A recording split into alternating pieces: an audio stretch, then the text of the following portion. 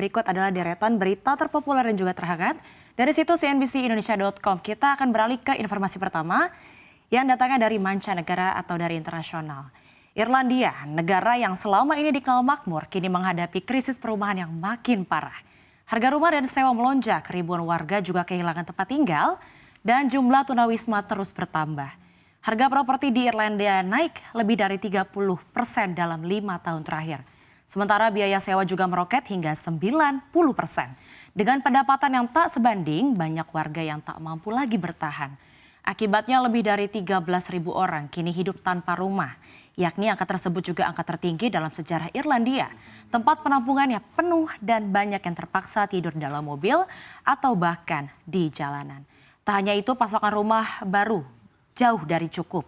Pada 2023, Irlandia hanya membangun 32 ribuan unit rumah, padahal kebutuhannya saat ini mencapai 50.000 unit per tahunnya. Ditambah lagi krisis ini diperburuk minimnya pembangunan rumah baru serta aturan investasi yang justru membuat spekulan asing menguasai pasar properti. Sementara itu kebijakan pemerintah ini dinilai juga lamban mengatasi masalah ini.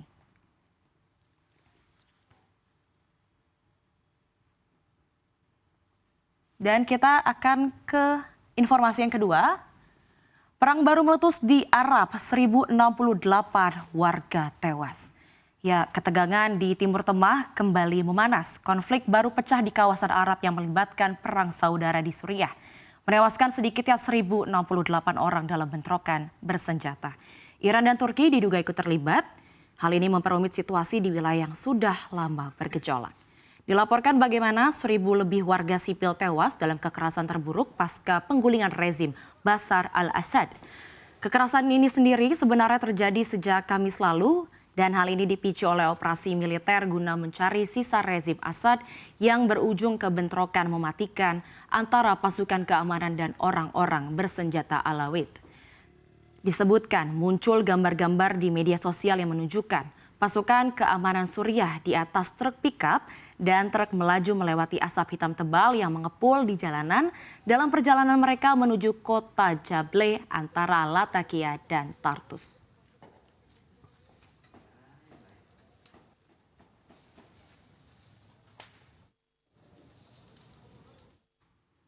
Dan kita beralih ke informasi terhangat lainnya datang dari dalam negeri. Driver ojol dapat bonus bukan THR. Menjelang Lebaran, tentu saja para driver ojek online berharap mendapatkan tunjangan hari raya atau THR. Namun, perusahaan ride hailing justru hanya memberikan bonus alih-alih THR. Keputusan ini pun menuai beragam reaksi dari para mitra pengemudi. Dalam pernyataan resminya, perusahaan ojek online menyebut bahwa mitra driver bukanlah karyawan tetap, sehingga tidak berhak atas THR sebagaimana yang diatur dalam ketenagakerjaan.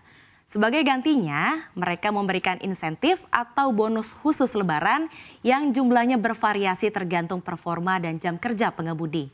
Namun keputusan ini mendapat berbagai macam respon dari driver ojol.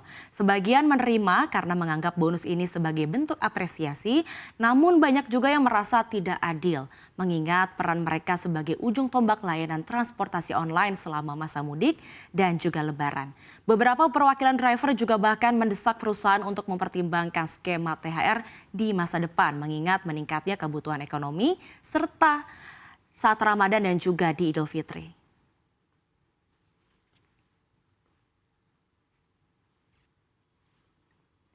Kita beralih ke informasi yang terakhir. Hore, libur Lebaran jadi 20 hari. Ini ada kabar gembira bagi para siswa dan juga orang tua, di mana libur Lebaran 2025 untuk anak sekolah resmi diperpanjang menjadi 20 hari. Kebijakan ini disampaikan oleh Menteri Agama Nasaruddin Umar dalam konferensi pers usai rapat koordinasi lintas sektoral untuk kesiapan pengamaran Idul Fitri 1446 Hijriah. Sesuai keputusan terbaru, libur Lebaran untuk anak sekolah akan berlangsung dari tanggal 26 Maret hingga tanggal 14 April 2025. Ini artinya siswa mendapatkan waktu istirahat yang lebih panjang jika dibandingkan dengan tahun sebelumnya. Perpanjangan ini juga bertujuan untuk memberikan kesempatan yang lebih bagi keluarga untuk merayakan Idul Fitri, mengingat arus mudik yang diprediksi lebih padat di tahun ini. Selain itu, kebijakan ini juga diharapkan dapat mengurangi kepadatan lalu lintas saat periode arus balik.